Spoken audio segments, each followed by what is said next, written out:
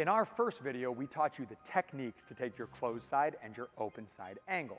In today's video, we're going to talk about the tactics that insulate these angles for when you fight.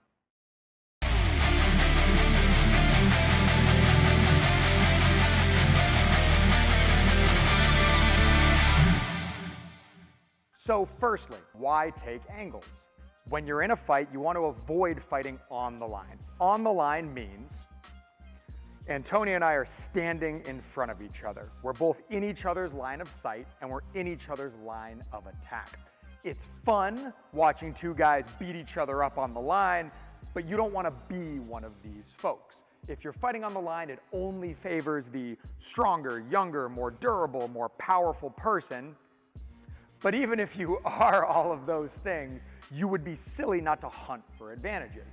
When I get offline on Antonio by taking an angle, now I'm outside of his immediate line of fire, I'm outside of his line of sight, and most importantly, I'm elbow side.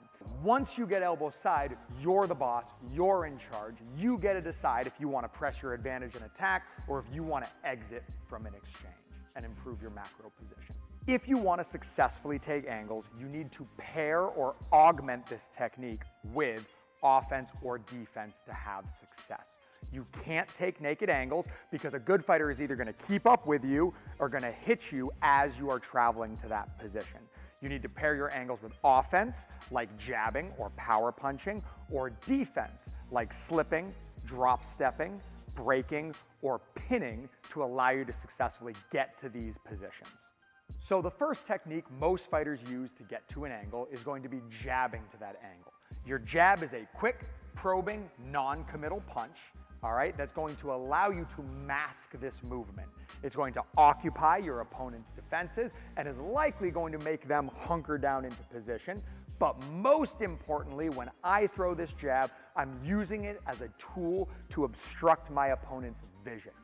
So if Antonio's in stance, I'm not jabbing up at his forehead here because that allows him to see down to my feet and my hips.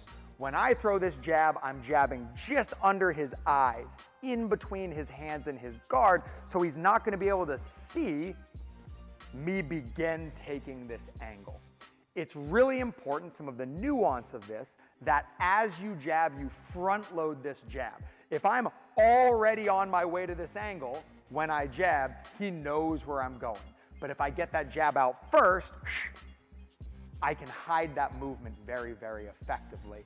This works the same way going to my open side, where I put my hand right in his face. I don't worry about smothering this shot. I don't worry about power. I worry about hiding this movement so I can get to a position that I can attack his center line. Our next offensive tool to help us take angles is going to be power punching. So this is punching off of the leg I am driving with. So if I am driving off of my right foot, like when I take my closed side angle, I'm going to be throwing my right hand. A powerful punch is going to make this person hunker down into their base and prepare to absorb that force. And if they're not being mobile, then our mobility is going to really shine here. So if I demonstrate, I throw my right hand as I drive off my right foot, boom! And this big, powerful shot hides me taking this angle. It works the same way going to my open side. You can do this with a 3, but I like to do this with a 5, either up to the head or with a rip to the body, where I'll step in hard to make this person hunker down into position and allow me to outmaneuver them, pull to that open side angle, and attack their center line. Our first defensive technique that allows us to take angles is slipping to the angle. So we know how to slip to our closed side and we know how to step to our closed side angle. We're now layering these techniques on top of each other. So I step my lead foot.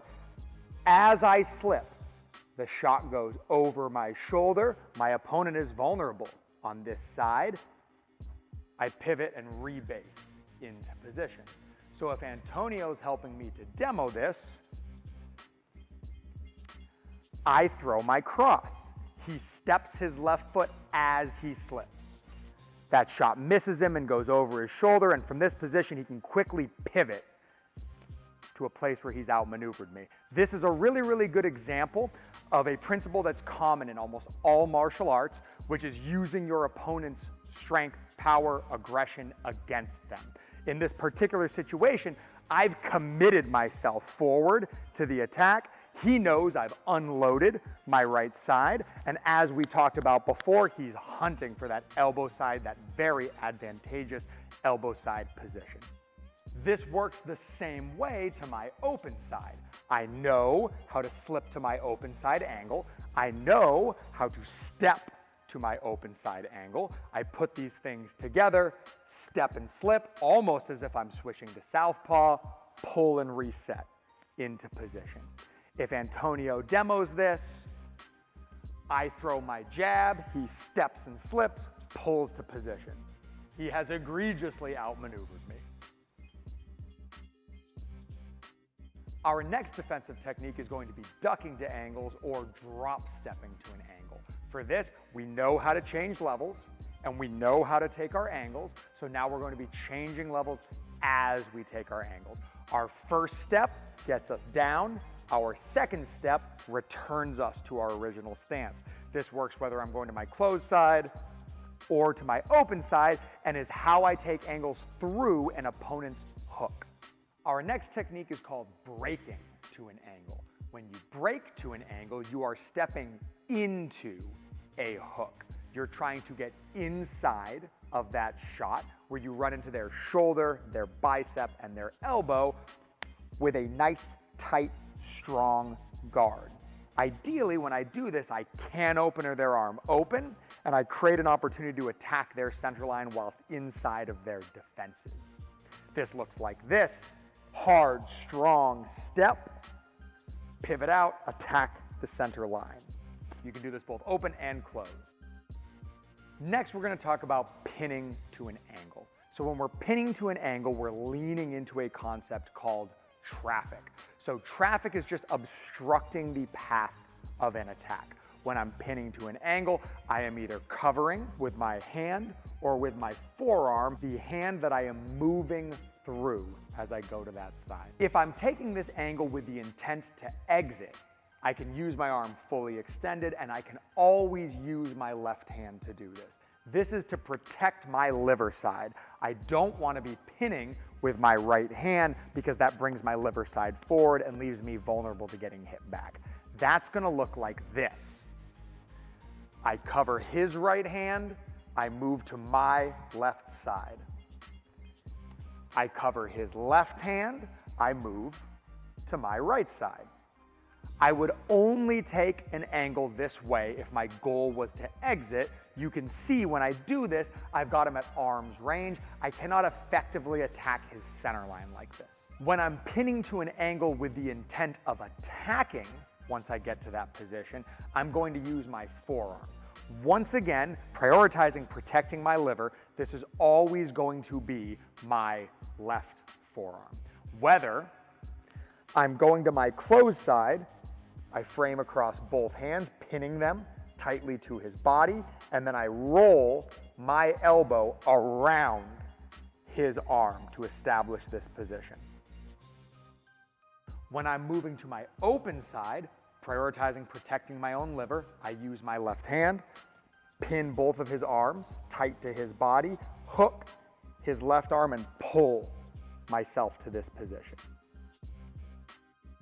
So how do you attack once you establish this angle, once you establish this dominant position?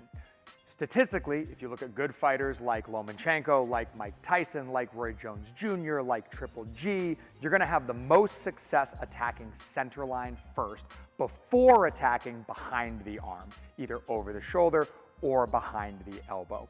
This is twofold. The first reason is that the center line is a briefer target as the person turns to meet you. And the second reason is that it's human instinct to defend in the direction of a threat. And especially as people fatigue and their composure is tested, they are more likely to just lift their hand up in the direction that you are, creating an opening on the center line. This can play out in a number of different ways that Antonio is going to help me demo. So some examples of this playing out, all right?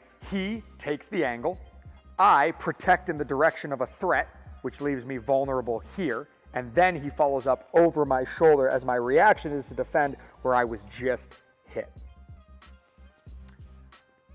He takes the angle and throws the 3. He misses it because I'm turning to meet him, but then he lands that shot that would have otherwise gone over my shoulder.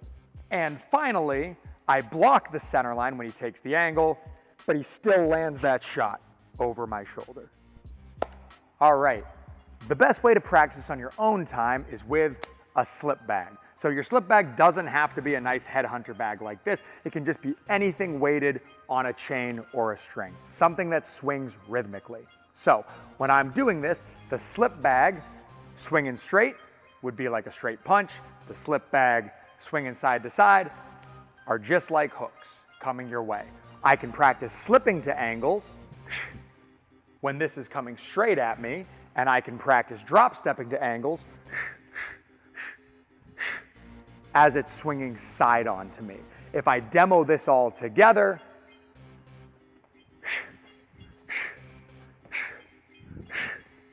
I can put this all together, and I can even punch and shadow box as I do so.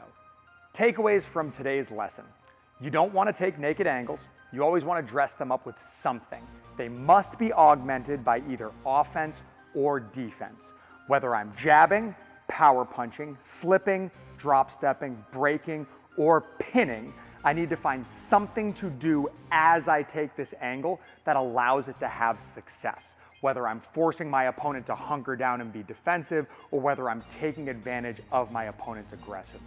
This is how you're going to make this work for when you fight.